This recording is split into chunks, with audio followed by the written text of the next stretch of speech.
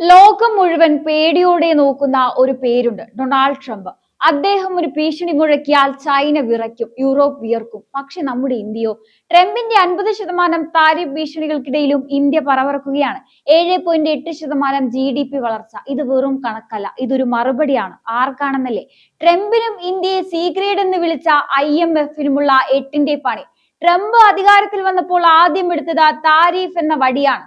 ഇന്ത്യയിൽ നിന്നുള്ള തുണിത്തരങ്ങൾക്കും ആഭരണങ്ങൾക്കും 50% നികുതി. ഇന്ത്യയുടെ കയറ്റുമതി തകരുമെന്ന് പലരും കരുതി. ട്രംപ് വിചാരിച്ചത് ഇന്ത്യ പേടിക്കുമെന്നാണ്. പക്ഷെ അവിടെയാണ് മോദി സർക്കാർ കളി മാറ്റിയത്. അമേരിക്ക വാതിലടച്ചപ്പോൾ നമ്മൾ മറ്റു രാജ്യങ്ങളിലേക്ക് വാതിൽ തുറന്നു. ബദൽ വിപണികൾ കണ്ടെത്തി. ഫലം എന്താണെന്നോ? കയറ്റുമതി മേഖല തളർന്നില്ല എന്ന് മാത്രമല്ല, ഇന്ത്യയുടെ ആഭ്യന്തര വിപണി കൂടുതൽ കരുത്താർജിച്ചു. ഒടുവിൽ ട്രംപിന് തന്നെ പിന്നോട്ട് പോകേണ്ടി വന്നു. അമേരിക്കൻ സുപ്രീം കോടതി ഈ താരിഫ് നിരോധിച്ചു. ഇപ്പോൾ താരിഫ് 18% കുറയ്ക്കാൻ ട്രംപ് സമ്മതിച്ചിരിക്കുകയാണ്. ഇതിനെയാണ് മോദി മാജിക് എന്ന് വിളിക്കുന്നത്. ഇടക്കാലത്ത് IMF ഒരു പണി തന്നു. ഇന്ത്യയുടെ കണക്കുകൾക്ക് വിശ്വാസ്യതയില്ലെന്ന് പറഞ്ഞ് സി ഗ്രേഡ് നൽകി. പക്ഷേ മോദി സർക്കാർ വെറുതെ ഇരുന്നില്ല. GDP കണക്കാക്കുന്ന രീതി തന്നെ പരിഷ്കരിച്ചു, കൂടുതൽ സുതാര്യമാക്കി. ആ പുതിയ കണക്കുകൾ പ്രകാരം ഇന്ത്യ 7.8% വളർച്ച നേടിയിരിക്കുന്നു. സാമ്പത്തിക വിദഗ്ധർ പ്രവചിച്ചതിനേക്കാൾ വലിയ കുതിപ്പ്. ഇന്ത്യയുടെ വളർച്ചാ പാത പ്രവചനീതാതീതമാണെന്ന് ഓക്സ്ഫോർഡ് എക്കണോമിക്സ് പോലും സമ്മതിച്ചു. ഇപ്പോൾ IMFന്റെ ആ സി ഗ്രേഡ് പഴി എവിടെ പോയി? ഇന്ത്യയുടെ മുന്നേറ്റം കണ്ട് ലോകം അമ്പരന്ന് നിൽക്കുകയാണ്. എന്താണ് ഈ വളർച്ചയ്ക്ക് പിന്നിലെ രഹസ്യം? അത് സാധാരണക്കാരന്റെ പോക്കറ്റാണ്. GST നിരക്കുകളിൽ വരുത്തിയ മാറ്റം സർക്കാരിന് 48,000 കോടിയുടെ നഷ്ടമുണ്ടാക്കിയെങ്കിലും ജനങ്ങൾക്ക് അത് ലാഭമായി. പലിശ നിരക്കുകൾ കുറഞ്ഞതോടെ ജനങ്ങൾ കാറുകളും മറ്റും വാങ്ങിക്കൂട്ടി. ഉത്സവ സീസണിലെ റെക്കോർഡ് വിൽപ്പന ഇന്ത്യയുടെ സാമ്പത്തിക അടിത്തറ ഭദ്രമാണെന്ന് തെളിയിച്ചു. വെറും വാക്കിലല്ല, പ്രവൃത്തിയിലാണ് കാര്യമെന്ന് മോദി സർക്കാർ തെളിയിച്ചുകൊണ്ടിരിക്കുകയാണ്. വരാനിരിക്കുന്ന സാമ്പത്തിക വർഷത്തിലും ഇന്ത്യ ഈ വേഗത നിലനിർത്തുമെന്നാണ് പുതിയ എസ്റ്റിമേറ്റുകൾ സൂചിപ്പിക്കുന്നത്. നമുക്കറിയാം, ട്രംപിന്റെ ശൈലി ഒരു റിയൽ എസ്റ്റേറ്റ് ഡീല് പോലെയാണ്. ഭീഷണിപ്പെടുത്തുക, എന്നിട്ട് ലാഭം കൊയ്യുക.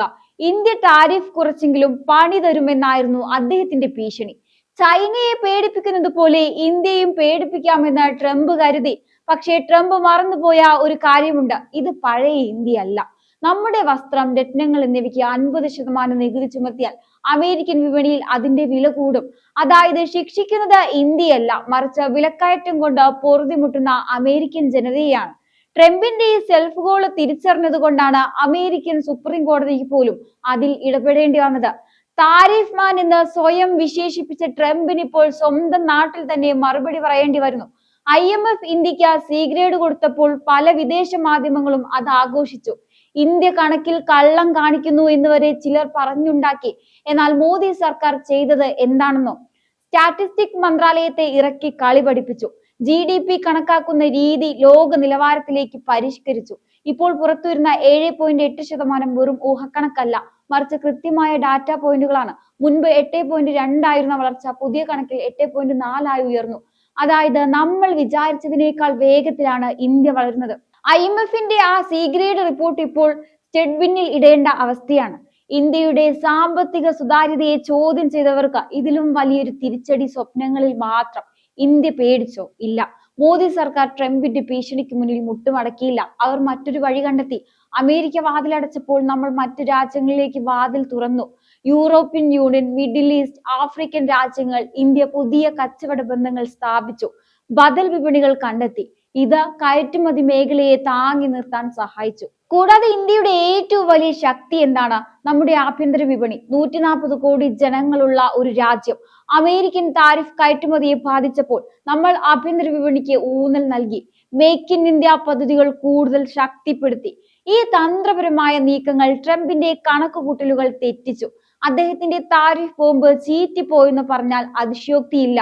ഇന്ത്യയുടെ ഈ വളർച്ച വെറും സാമ്പത്തിക കണക്ക് മാത്രമല്ല, മോദി സർക്കാരിന്റെ സാമ്പത്തിക നയങ്ങൾക്കുള്ള വലിയൊരു രാഷ്ട്രീയ വിജയം കൂടിയാണിത്.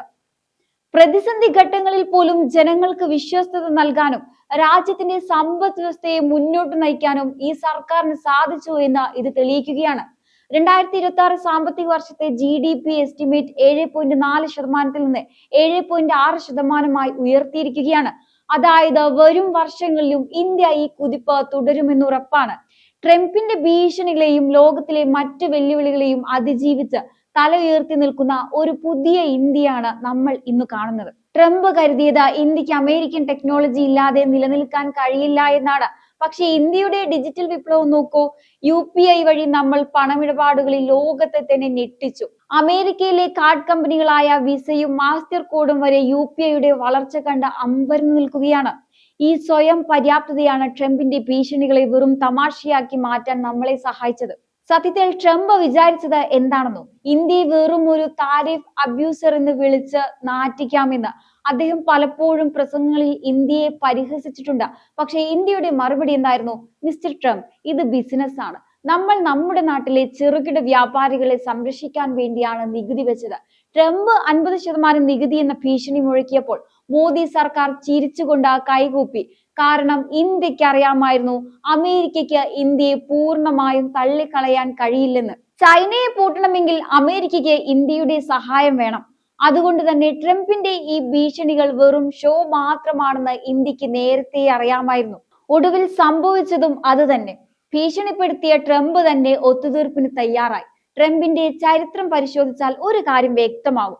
പലപ്പോഴും അദ്ദേഹം തൊടുക്കുന്ന അമ്പുകൾ അദ്ദേഹത്തിന് തന്നെ തിരിച്ചടിയാകാറുണ്ട്. ഇന്ത്യയുടെ കാര്യത്തിലും സംഭവിച്ചത് മറ്റൊന്നുമല്ല. ഇന്ത്യയിൽ നിന്നുള്ള ഉൽപ്പന്നങ്ങൾക്ക് 50% നികുതി ചുമത്തുമ്പോൾ ട്രംപ് വിചാരിച്ചത് ഇന്ത്യ തകരുമെന്നാണ്. എന്നാൽ സംഭവിച്ചതെന്താണ്? അമേരിക്കയിലെ കടകളിൽ സാധനങ്ങൾക്ക് വില കൂടി. അമേരിക്കൻ ജനതയ്ക്ക് പോക്കറ്റ് ചോരാൻ തുടങ്ങിയപ്പോൾ അവർ തന്നെ ട്രംപിനെതിരെ തിരിഞ്ഞു. സ്വന്തം ജനതയുടെ അപ്രീതി പിടിച്ചു പറ്റുന്നതായിരുന്നു ട്രംപിന് കിട്ടിയ ഒന്നാമത്തെ തിരിച്ചടി. അപ്പൊ സുഹൃത്തുക്കളെ, നമ്മൾ ഇത്രയും നേരം ചർച്ച ചെയ്തത് വെറും കുറച്ച് കണക്കുകളോ താരിഫ് ഭീഷണികളോ മാത്രമല്ല. ഇത് ലോകത്തിന് മുന്നിൽ ഇന്ത്യ നടത്തുന്ന ഒരു പ്രഖ്യാപനമാണ്. ഞങ്ങളെ ഇനി ആർക്കും വിരട്ടാൻ കഴിയില്ല എന്ന ശക്തമായ പ്രഖ്യാപനം. ട്രംപ് തന്റെ അമേരിക്ക ഫസ്റ്റ് നയവുമായി മുന്നോട്ട് വരുമ്പോൾ നരേന്ദ്രമോദി സർക്കാർ ഉയർത്തിക്കാട്ടുന്നത് ഇന്ത്യ ഫസ്റ്റ് എന്ന ഉറച്ച നിലപാടാണ്. വിദേശ രാജ്യങ്ങൾ നിബന്ധനകൾ വെക്കുമ്പോൾ അത് കണ്ണടച്ചനുസരിക്കുന്ന പഴയ കാലം കഴിഞ്ഞു. ഇന്ന് ഇന്ത്യ നിബന്ധനകൾ വെക്കുകയാണ്. 50% താരിഫ് ഭീഷണി മുഴക്കി ട്രംപിന് 18% ഒപ്പിടേണ്ടി വന്നത് ഇന്ത്യയുടെ ഈ വിലപേശൽ ശേഷി കൊണ്ടാണ്. IMF സി ഗ്രേഡ് നൽകി നമ്മളെ തളർത്താൻ നോക്കിയപ്പോൾ നമ്മുടെ സിസ്റ്റം പരിഷ്കരിച്ച് 7.8% വളർച്ചാ നിരക്ക് അവരുടെ മുഖത്ത് നോക്കി നമ്മൾ കാണിച്ചു കൊടുത്തു. ഇത് മോദി സർക്കാരിന്റെ ഭരണതന്ത്രജ്ഞതയുടെയും 140 കോടി ജനങ്ങളുടെയും അധ്വാനത്തിന്റെയും ഫലമാണ്.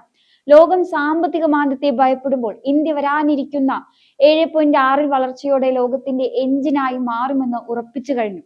ഒരു കാര്യം ഓർക്കുക, ട്രംപിന്റെ താരിഫ് മതിൽക്കെട്ടുകൾക്ക് തകർക്കാൻ കഴിയാത്ത ഒന്നാണ് ഇന്ത്യയുടെ ആത്മവിശ്വാസം. നമ്മൾ വെറും ഒരു വിപണിയല്ല, നമ്മൾ ഒരു വൻ ശക്തിയാണ്.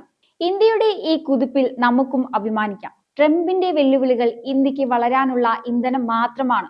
വരും വർഷങ്ങളിൽ ഇന്ത്യ എവിടെ എത്തുമെന്ന് ലോകം അത്ഭുതത്തോടെ നോക്കി നിൽക്കും. എന്തായാലും ഈ ഒരു വിഷയത്തെക്കുറിച്ചുള്ള നിങ്ങളുടെ അഭിപ്രായങ്ങൾ കമന്റ് ബോക്സിൽ രേഖപ്പെടുത്തുക. മറ്റൊരു വിഷയവുമായി വീണ്ടും കാണാം. നന്ദി.